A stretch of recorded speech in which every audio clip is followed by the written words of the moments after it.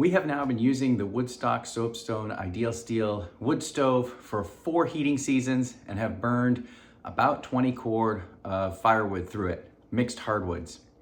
It is now time for some more significant maintenance on the stove. At this point, all the gaskets are original except for the ash door gasket, which I replaced before the last heating season due to an issue there. But the door gasket, all the other gaskets are original. However, it is now time to replace the bypass gasket. And part of that is just from use, wear and tear. And part of it, and part of what we have to deal with in terms of the bypass assembly, is also due to some user error. This stove, in the latter half of this past heating season, got overfired just a bit, and that has taken a toll on a couple of internal components that need to be replaced. So what we're gonna do is we're gonna start by disassembling the stove. I already have the gasket and the replacement components that I need, but we've gotta get into the top here, get things exposed so that we can get the old bypass gasket out and ultimately get the new one installed.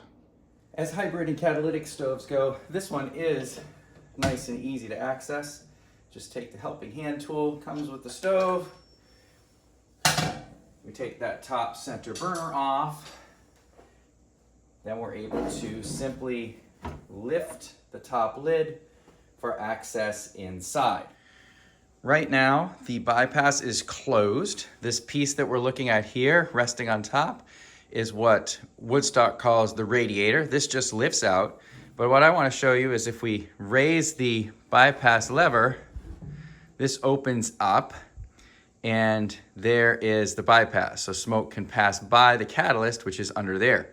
Now, the issues that we have that I want to try and capture, I don't know if you can see this or not, but that bypass rod is not straight anymore. And you can kind of see the curve to it there. So that's one issue that we have going on. The other issue has to do with the sled itself. We can't see that until I get this radiator and the combustor up out of the way.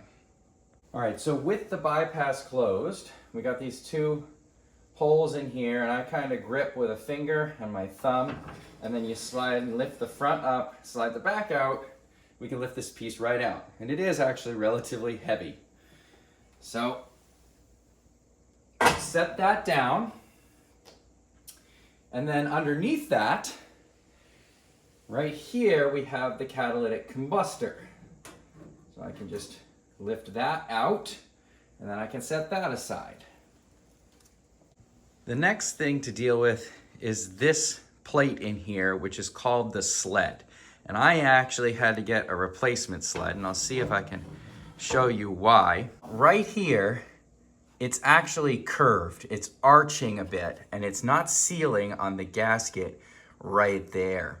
And so that's the issue. So I have a replacement sled, but as we take this sled out, we will also see that the gasket for the bypass is not in good shape either.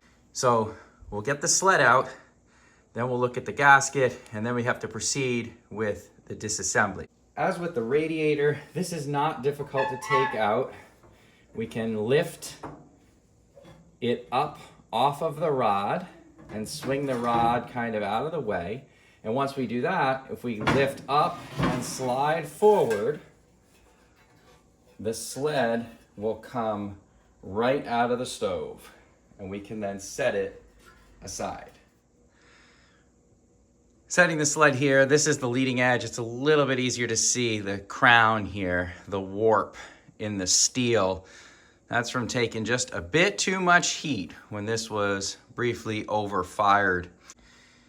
Now, I had previously cleaned the stove out, which is why it looks so good. The chimney has been serviced as well. So other than replacing this and getting this bypass working properly again, the stove is actually ready to go for next season, even though it is now mid to late June as I'm working on this.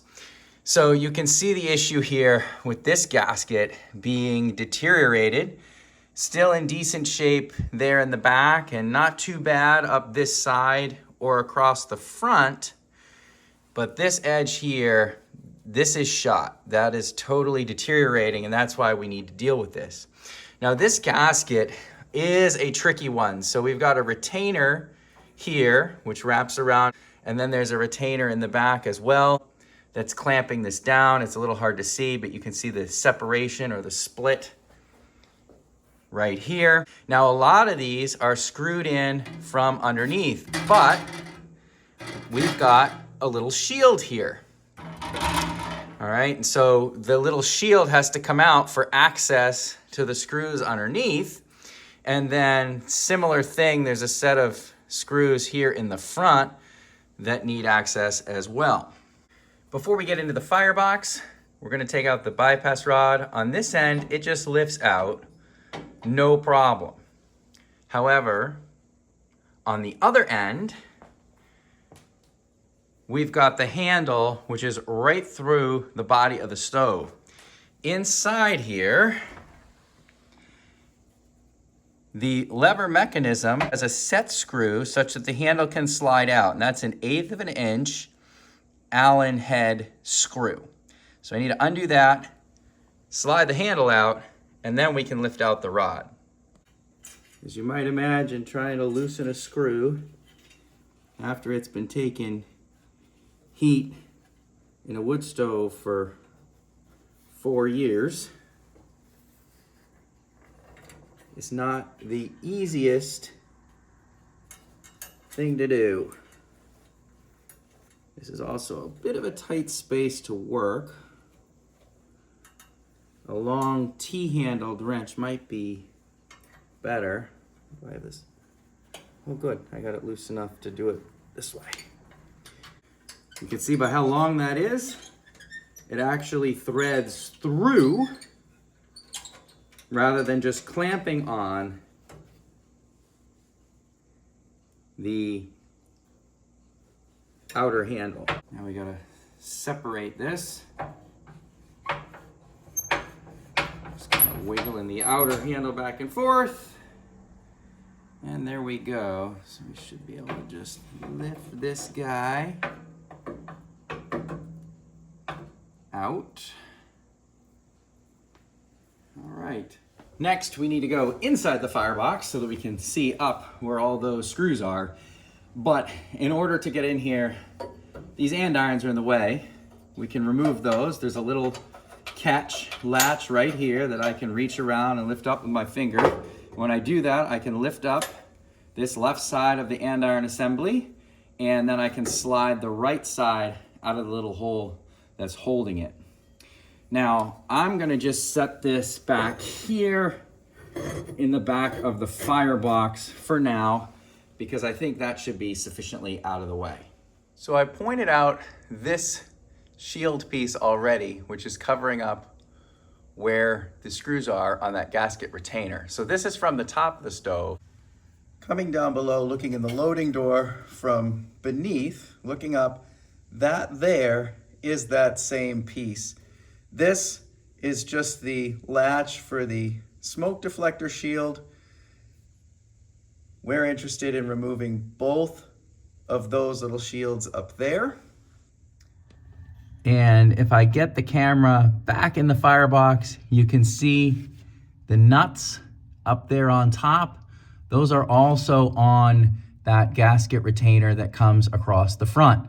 So we need to be able to undo those as well as the ones down the side. So those little side shields need to come out first, then we can start tackling each one of these screws and nuts. Now this shield is not actually screwed in anywhere. It's sitting on hooks, like this one right here at the tip of the screwdriver.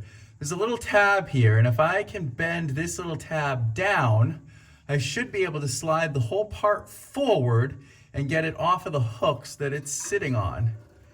Now I don't want to break this tab because I want to be able to reuse this piece. For reference about where my body is right now, I'm kind of resting with my shoulder blade on the ash lift door. One arm, there we go, into the stove.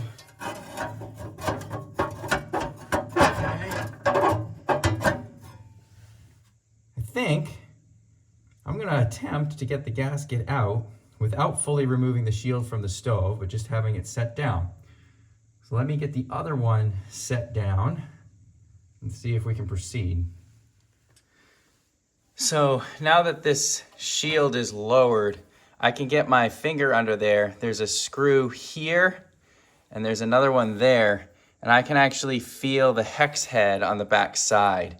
So as long as I can get a wrench in there, I should be able to remove those without taking these shields completely out of the stove. All right, I'm gonna start back here. See if I can get these screws out. So this is a little 5/16 inch wrench. A ratchet might be better, but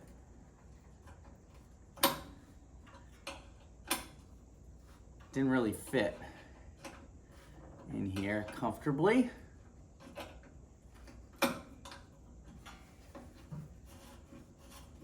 Hey, not so bad for that first one. All right. The gasket replacement kit comes with all new hardware. So if I do ruin one of these screws, it's a non-issue because I won't be reusing them.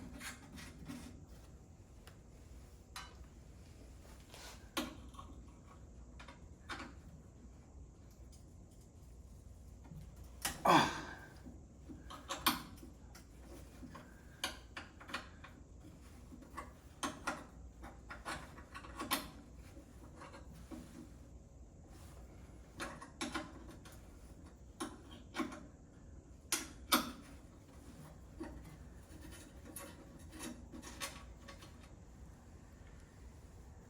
Back is done. Now we come to the side. See if I have enough space to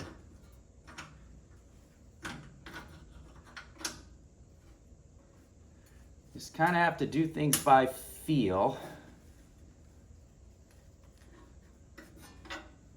But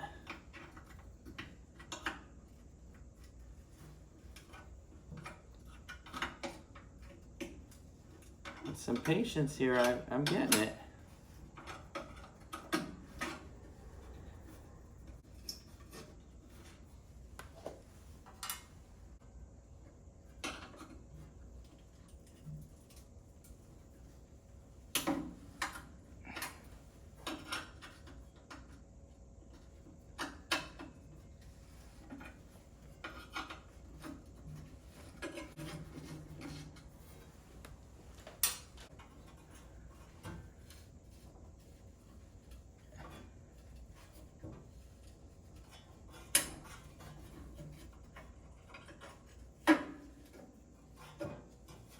That front one on this back retainer, that is the tricky one. I don't have a lot of room for my fingers in here.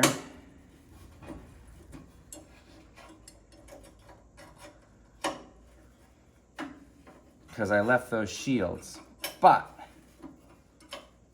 I am getting it.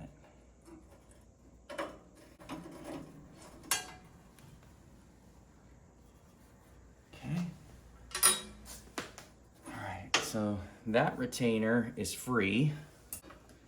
It may have been a good idea to break all of these screws free before taking them out, simply because the retainer now wants to move. And so I'm forced with holding the retainer in one hand and trying to free this screw in the other hand.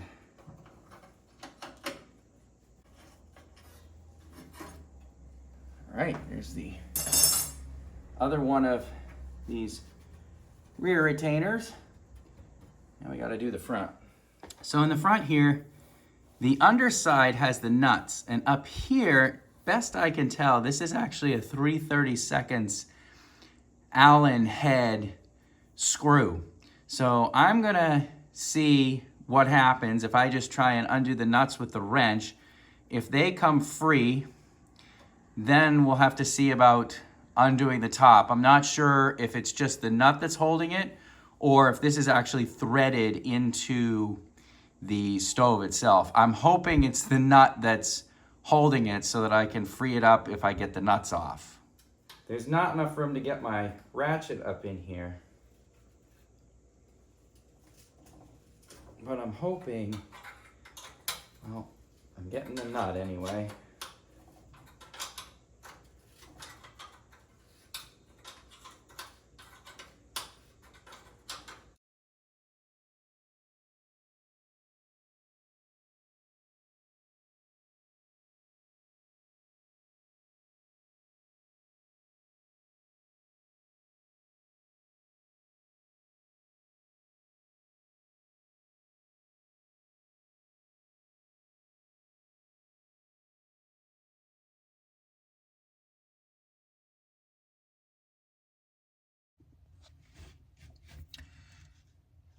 With the exception of this upper corner here, which as I face the stove is the upper right side, I've gotten the outer nuts off. So if you can see this here, this little deflector is only held now by one nut.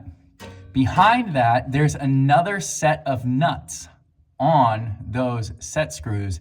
And I think once I get that second nut off, those retainers will come out. Now, the problem is I stripped the Allen head on the top for this screw over here in the corner. So I'm gonna have to drill that one out.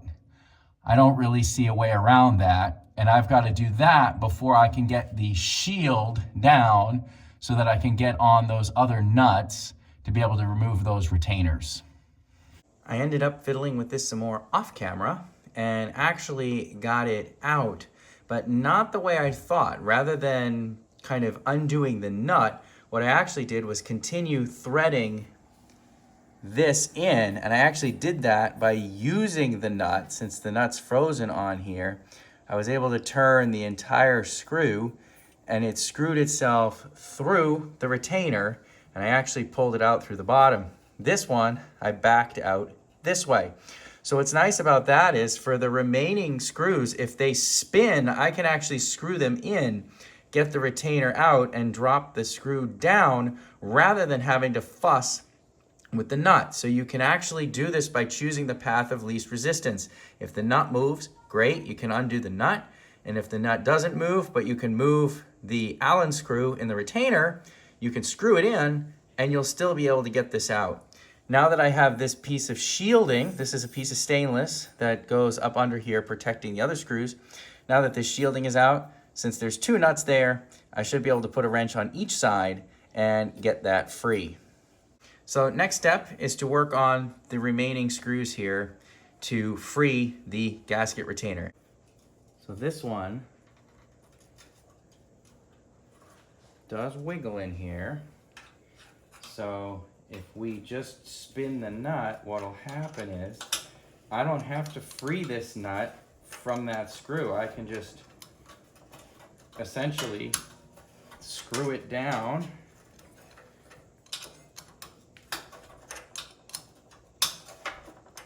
and it will pull out of the retainer. Actually, now that it's really loose, there we go. That one's out.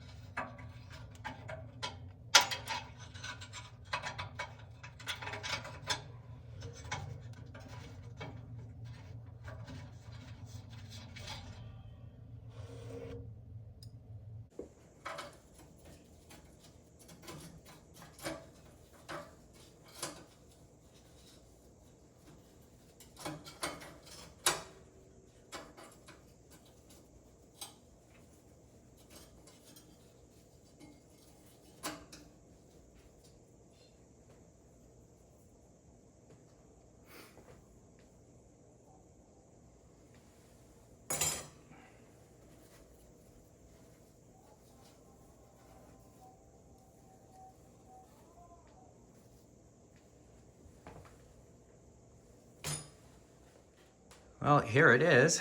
The retainers and the sled gasket are removed. The stove is now ready to receive the new gasket. However, I am going to remove my fireback down there as well because there's a cracked weld, a couple of cracked welds toward that end. Actually, it's a little bit more visible in the firebox. So as we look over here, you can see the cracked weld, and then this center one is iffy, and then it's good towards the other side. So that's what a little too much heat will do for you. Now, the fireback itself, we need to take out all these bolts around the perimeter, as well as that one in the center. And that's loose on purpose because this thing expands and contracts a lot with the heat, and it's a little bit hard to tell, but it's not flat and hasn't been flat since this stove was brand new. So we'll take those out, get that fireback out, and I will either replace it, or a suggestion that did come from Woodstock was potential for welding this. So I'm gonna look into if a local welding company can weld some stainless.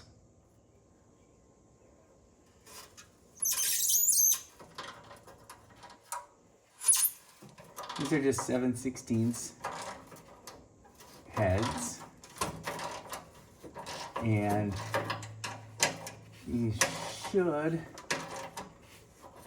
thread out. Let's see how easy that is or isn't as we work our way around.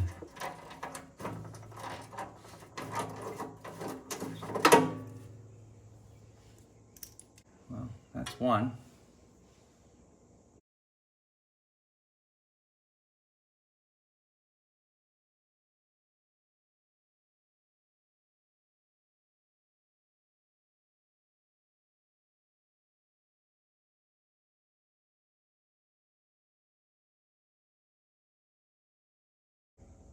Now in theory, we're free, but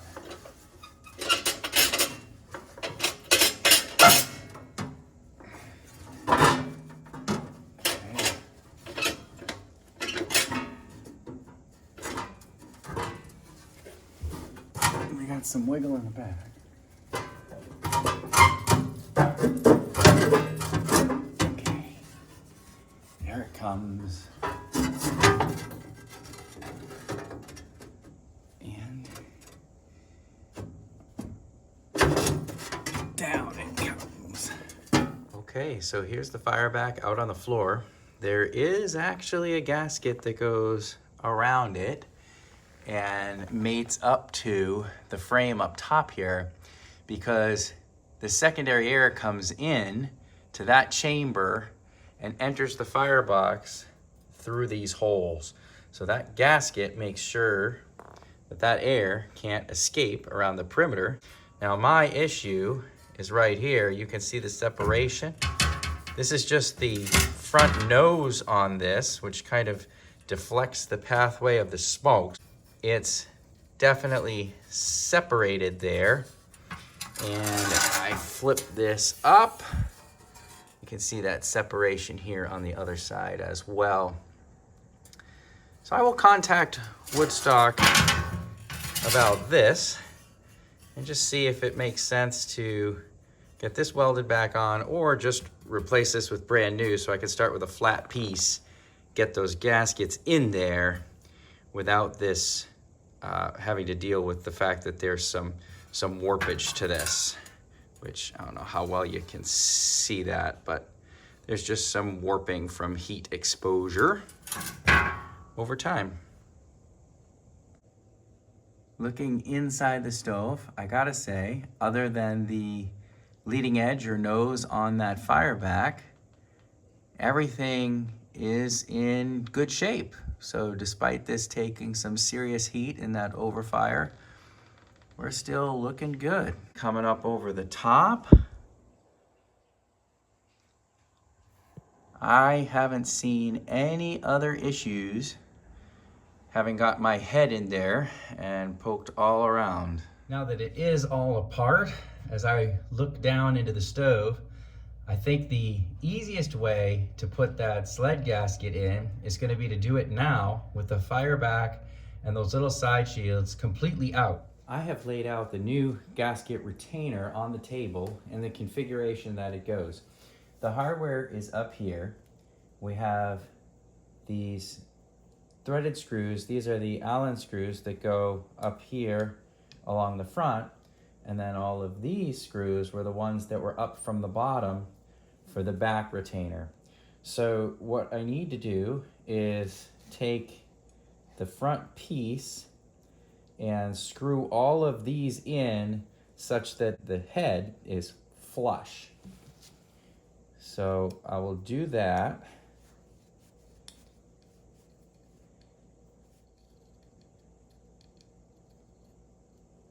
So we screw that in just like that so it's flush, and I need to put them in every other hole.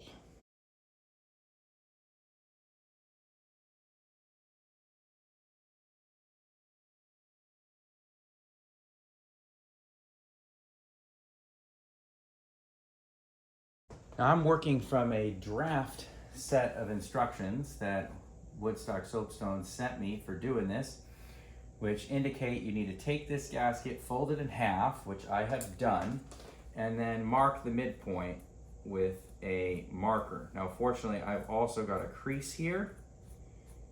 We'll put that nice mark in there so that we know where the middle is. So this is really difficult to show. I put the light down in there so you could see it shining up through the holes. Here's my center mark on this gasket. And what I'm doing now is I've got a mark, or put a little tick mark where those holes are. So one there, and then I've got to move out to the next two holes. One there, and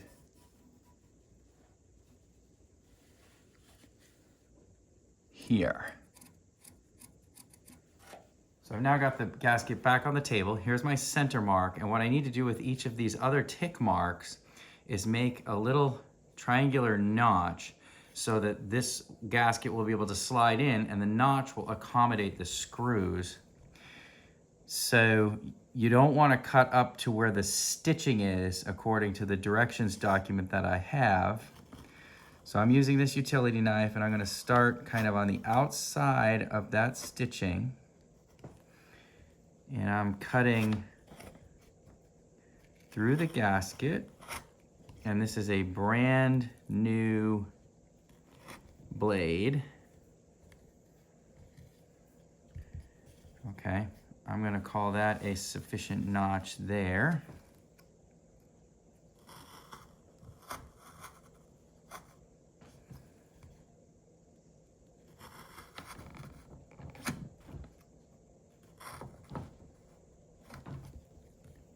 right.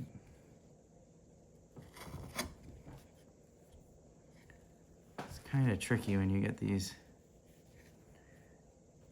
fibers.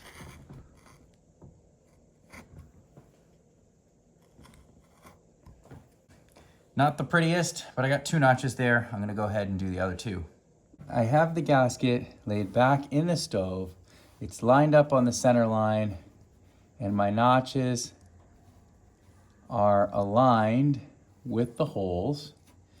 And what I'm gonna do now, the instructions suggest bending it around this corner and putting 3 tick marks between this last hole on the back here, where my pointer finger is. I know the lighting doesn't let you see it.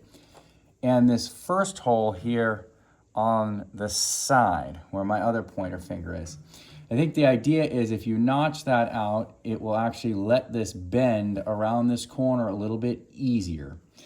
So, having lined things up here with the midline, we'll go with 1 tick mark there, One tick mark there and one there. Those are approximately equally spaced. And so now I gotta mark them on the other corner. So here's my notch for the back hole. Here's the approximate notch for the next hole. Believe it or not, in the instructions, what you're supposed to do is make these 3 slits for both sides and then go and mark where that hole is. And then we're gonna do the triangular cutouts just like we did for the back set. So I'm gonna make these 3 slits here. And these are just straight line cuts.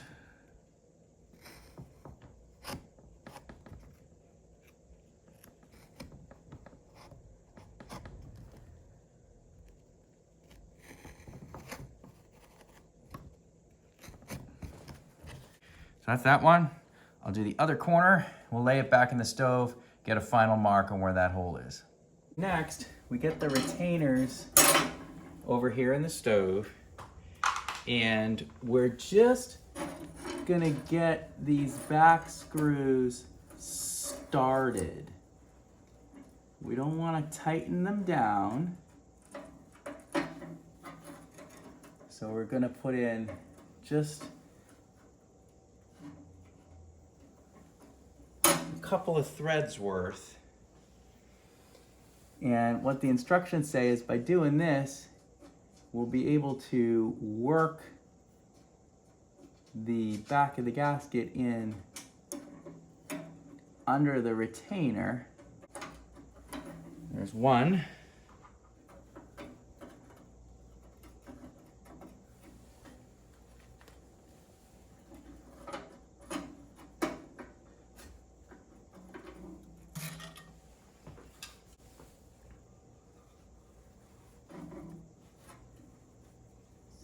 Here is the gasket.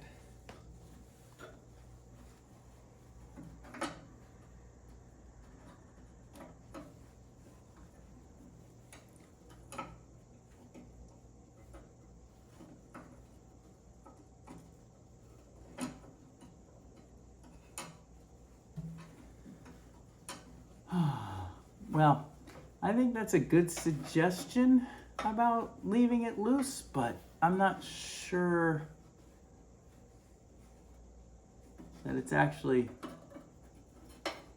helping with respect to getting this in position at all, because there's not a lot of clearance. These bolts are short, and ideally you'd be able to open a wider gap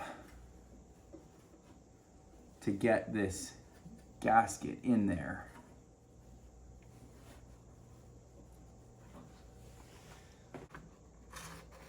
Of course, the other element of this is you can't see because you're behind the lip here.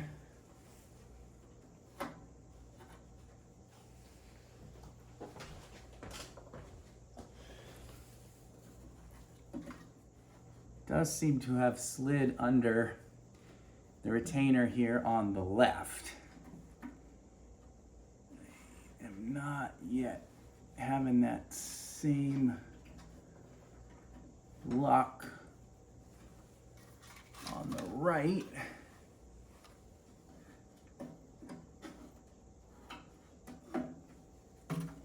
And of course, this one on the right, I took one of the screws out.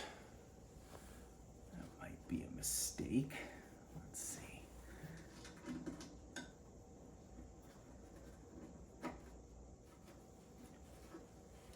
There it goes.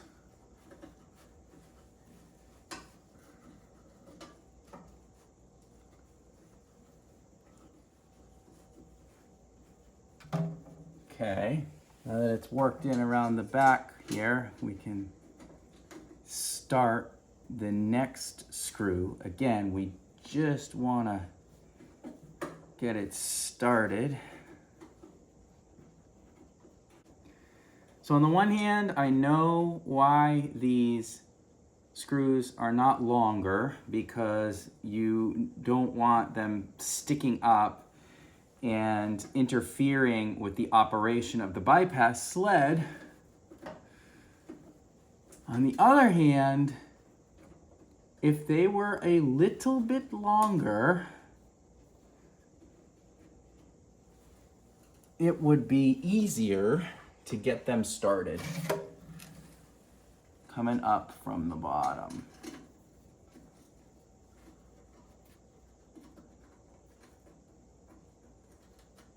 Because that is a bit of a trick. Okay.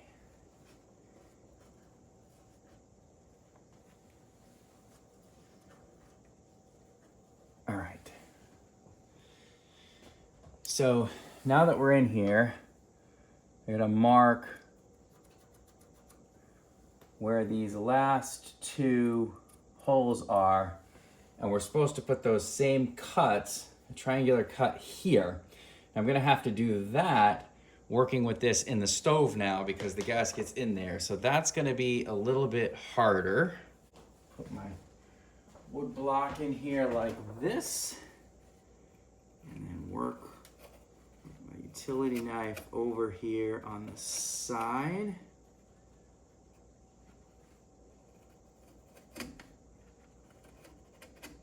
Make those cuts.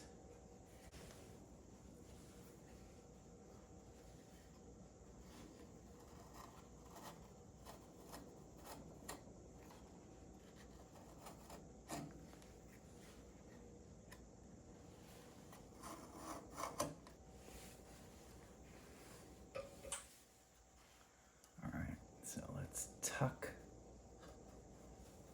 that in.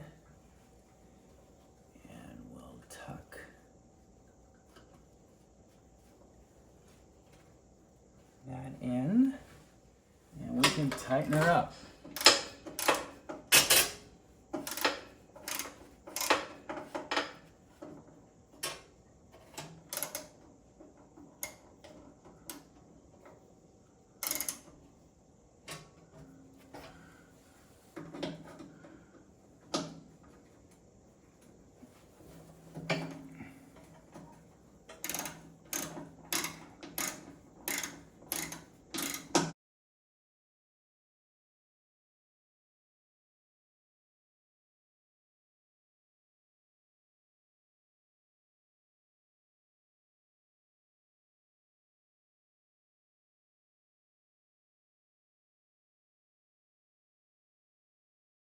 Coming around these next two corners,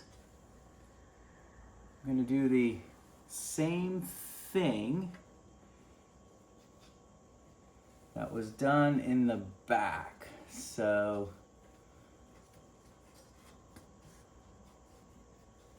I'm going to kind of lay this around,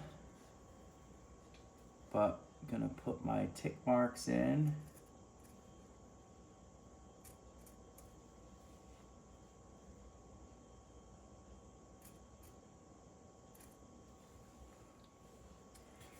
And see if I can get my block in here. Slice one. There's slice two. Slice three. And the other side. Unlike for the back holes where we cut notches, the instructions for the holes on the front are to use a punch. So I want to work this up on this corner and establish the first hole. So my punch went right through. Then I come around the corner here.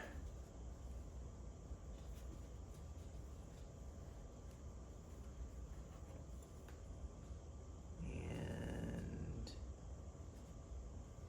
somewhere right around here. Got it. Coming across the front.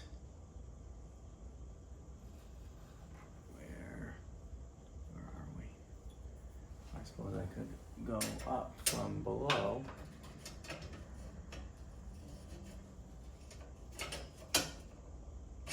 And down. And then there's one more hole here in the middle. And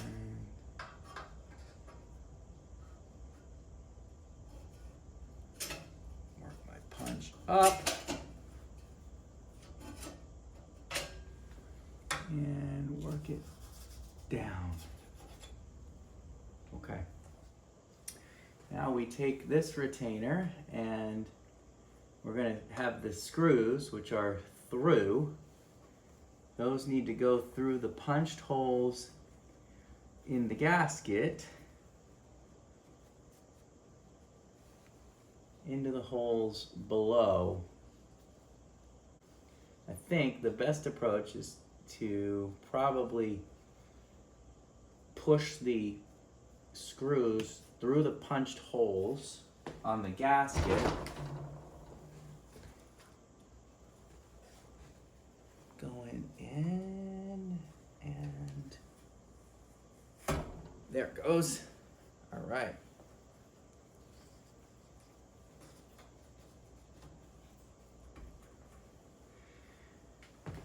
I think I'm going to start the nuts on the back side just to get them started, and then do the other one.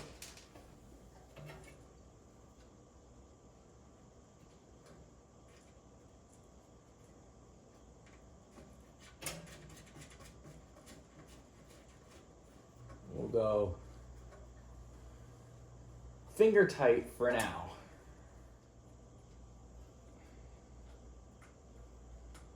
Should probably put my face down there so I can see. It's more comfortable to stand than it is to lay on the floor with my head in the firebox. Let's face it, that's what's going to be faster when my eyes can see what my hands are doing.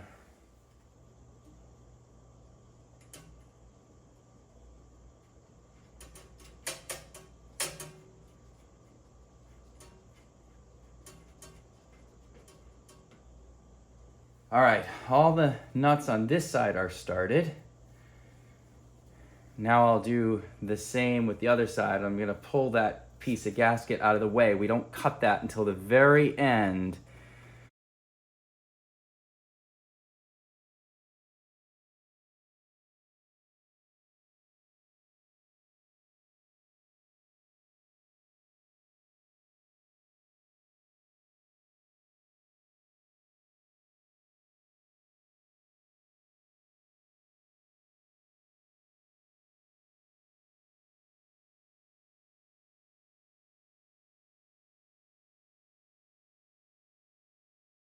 Now, cutting the gasket to length, I always find this when doing gaskets is kind of the worst part, because you need your gasket to butt up tight, and yet you've got to cut it. And the end tends to fray a bit when you do that. And, you know, utility knife may not be the best tool.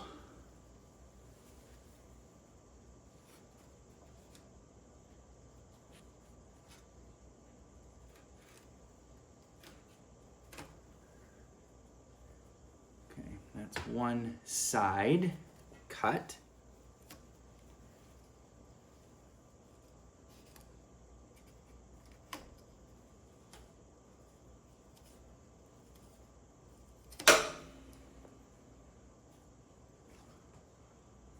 I've left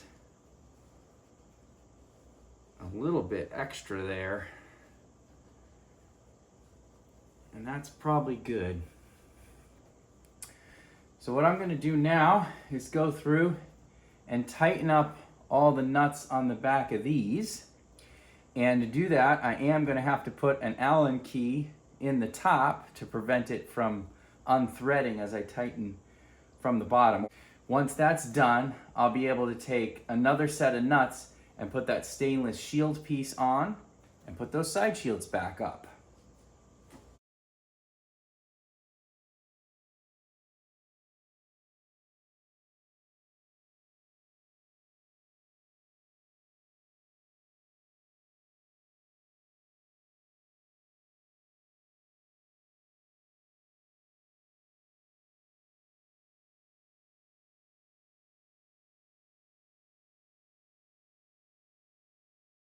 Hard to light this up, but you can see the ends of those new bolts coming through. That front shield slips up on there, and then the second nut goes underneath the shield.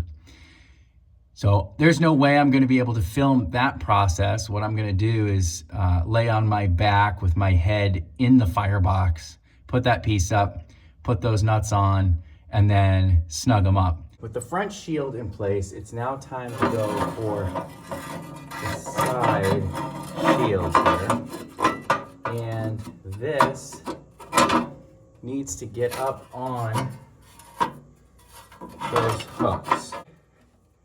It's up. I have my head underneath. I see I'm on all the hooks, except maybe this front one. Let's get up on that front one there. Is the hardest one to get on. And we slide back. Okay, we're on all three. Bring that little tab back. And that one's in. Repeat on the other side. So there it is, new sled gasket all in place. Now for the new bypass rod, believe it or not, you have to get this rod with the outside handle. These are basically made together. And this just slips in, so we get it on an angle in here. We'll drop that into that notch over there. And then this will drop down in here. And then I've got to bring in the handle from the outside and tighten the set screw. Unfortunately, I cannot get a better view of this and actually have my body in here to be able to put it together.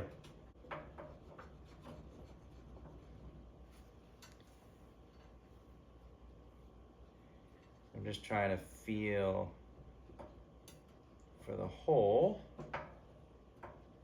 because this needs to thread down. I think I'm in it now. Yes.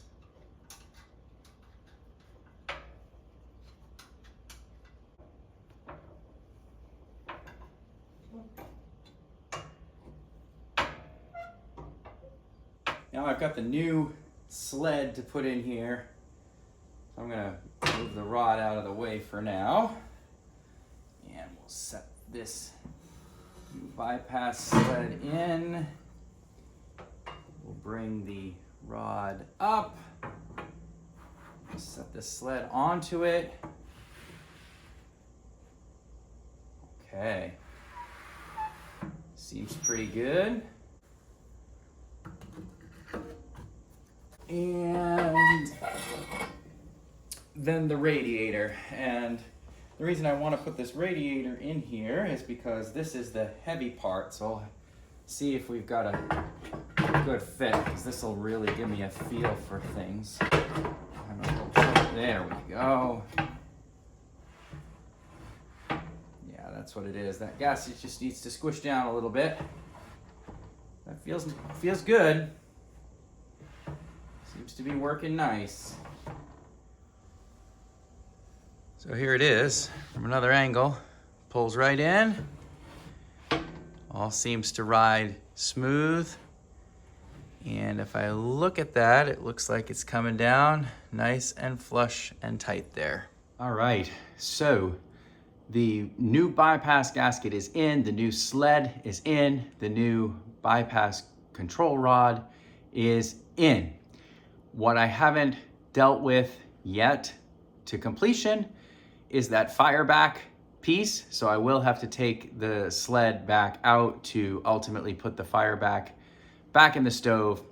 But if you're doing routine maintenance in terms of replacing that bypass gasket, you would do less work than I have just done at present with filming, moving cameras around, plus taking out the fireback, which is an extra step that you wouldn't do normally if you were just doing that gasket replacement. I'm about 5 hours into this. I think if you were just doing that bypass gasket, it would be wise to allow yourself 4 hours, take your time, be patient. Perfectly fine to just take the old gasket out in kind of one sitting and then come back to it and work on putting the new one in. It's not something you have to do all at once. Fortunately, it's not something that you have to do every year. I'm 4 heating seasons in and may have caused the gasket to fail prematurely with that overfire that warped the bypass sled and caused these cracked welds on the fireback. So overfiring your stove, you can do damage. I will say that for this stove, nothing else is damaged. Everything else looks good. So despite that overfire, which was brief, this stove held up quite well. Kind of nice to see inside and see how simple this stove is and how readily repairable it is. I pretty much just took apart everything that there is to take apart within the upper part of the stove, and all of it is replaceable. So that is pretty nice. Yes, this is a tough job.